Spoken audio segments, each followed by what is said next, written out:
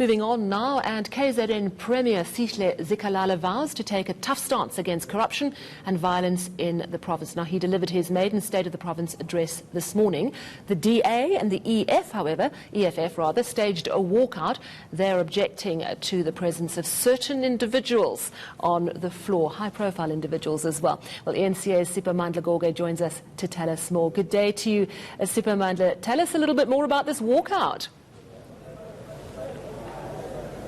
Well, I think we can safely say that one of the causes or one of the people who was responsible for that walkout, according to the DA and the EFF, is former President Jacob Zuma. They objected to his presence, saying the Speaker of the House and also the Chief Whip of the ANC did not consult with other whips of other opposition political parties to tell them that their guests who have been invited and therefore they would have agreed to their presence. I think I can ask you to allow me to step out of this short because I think there is an activity here. The House has just adjourned now, Sally. If I'm not mistaken, Premier Sihle Zikalala will be making his way out very soon. But that walkout was about the DA and the EFF basically saying they will not be able to sit in the House where there are people who were not informed that they will be attending today's sitting. But right now we are joined by Zwakele Mngwango, who is the leader of the DA in KwaZulu-Natal. He will tell us more about that. Baba Mpangazita, why did you stage a walkout?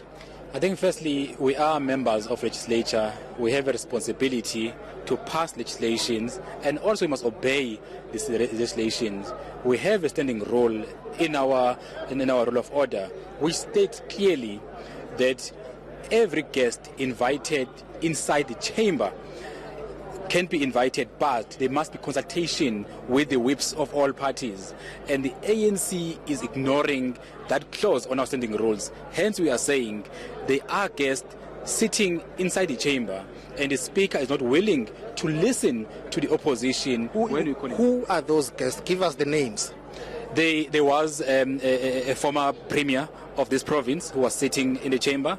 There was a former president, Jacob Zuma, and his wife. And even before, we did object to his presence in the House and sitting inside the chamber. We have no problem with Jacob Zuma sitting in a gallery because he's an ordinary South African. But when he comes inside the chamber, there must be consultation. But some will say you are defying Amazulu King Goodwill Zwelithini Kabheka Zulu. Yesterday he urged all political parties here to work together, respect one another. But today you seem to defy it together with the EFF.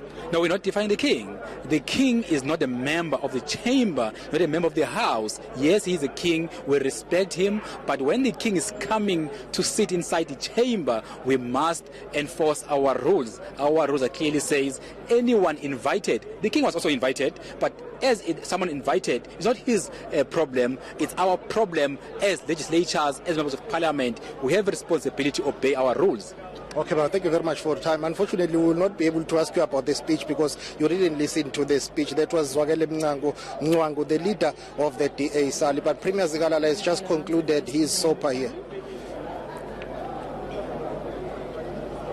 Sipho Mandla, it really did look quite dramatic this morning. Where are we heading next? This province has got a lot of challenges on its hands. The capital of the province, or rather the provincial area where you are in now. There's some big issues facing that province. Did you get a sense that apart from the drama, that some of the issues were correctly addressed and there was a sense of hope? Because certainly with SONA, we didn't see our president giving us a lot of details, but what he did do for many is inspire and a sense of hope and a sense that we can get through this.